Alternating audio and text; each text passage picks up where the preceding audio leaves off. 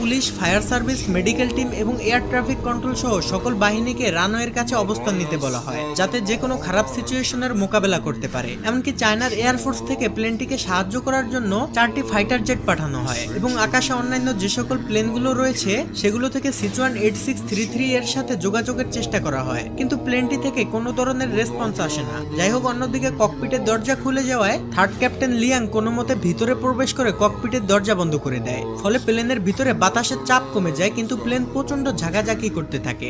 Liang ককপিটে ঢুকে দেখতে পায় ক্যাপ্টেন লিও ঠান্ডায় প্রচন্ড কাঁপছে আর অক্সিজেনের অভাবে কো-পাইলট জু অজ্ঞান হয়ে যাচ্ছে।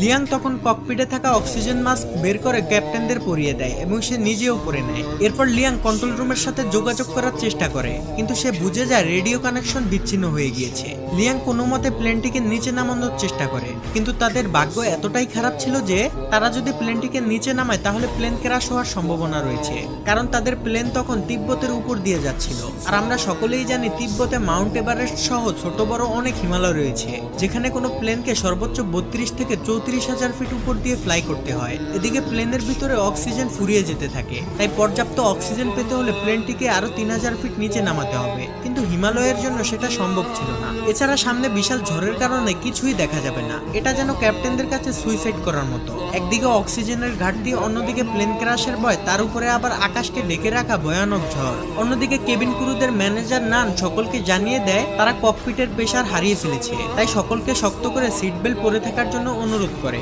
এদিকে কন্ট্রোল রুম থেকে প্লেনের সাথে যোগাযোগ করার জন্য চেষ্টা চালিয়ে যেতে থাকে। তারা রেডিওতে বলে প্লেনের সামনে বিশাল হিমালয় রয়েছে আর সেখানে তাদের আরো 3000 ফিট নিচে দিয়ে যেতে হবে, না হলে পর্যাপ্ত অক্সিজেনের অভাবে তারা মারা যেতে পারে। ক্যাপ্টেন লিউ তার সর্বোচ্চ দিয়ে প্লেনকে কন্ট্রোল করার চেষ্টা করে। সে প্লেনকে যতটা সম্ভব নিচে দিয়ে চালানোর চেষ্টা করে, এমনকি ককপিটে প্রচন্ড বাতাস এবং বরফের টুকরার কারণে সামনে কি আছে সেটা দেখা অসম্ভব হয়ে পড়ে। অন্যদিকে সোশ্যাল মিডিয়ায় এই খবর ভাইরাল হলে প্লেনের ভিতরে থাকা যাত্রীদের আত্মীয় স্বজনরা এয়ারপোর্টে এসে কান্নাকাটি করতে থাকে। এদিকে প্লেনের মধ্যে থাকা যাত্রীরা তাদের ধৈর্য হারিয়ে ফেলেছে। তাদের মধ্যে একজন প্লেনের কি হয়েছে সেটা দেখার জন্য ককপিটের দিকে যেতে থাকে। এটা দেখে কেবিন ক্রুরা তাকে বাধা দিলে সে একজন এয়ার হোস্টেসকে খাবারের টলি দিয়ে আঘাত করে। তখনই সেখানে কেবিন ক্রুদের ম্যানেজার নান আসে আর বলে, আমরা সকলেই জানি তিব্বতে ছোট বড় কত হিমালয় রয়েছে আর এখানে প্লেন নিচে নামানো ঝুঁকিপূর্ণ, এতে প্লেন ক্র্যাশ করতে পারে। যাই হোক না কেন, আপনাদের পাইলট এবং আমাদের উপর ভরসা রাখতে হবে। এই সকল সিচুয়েশনের জন্য আমাদের সর্বোচ্চ ট্রেনিং দেওয়া হয়েছে,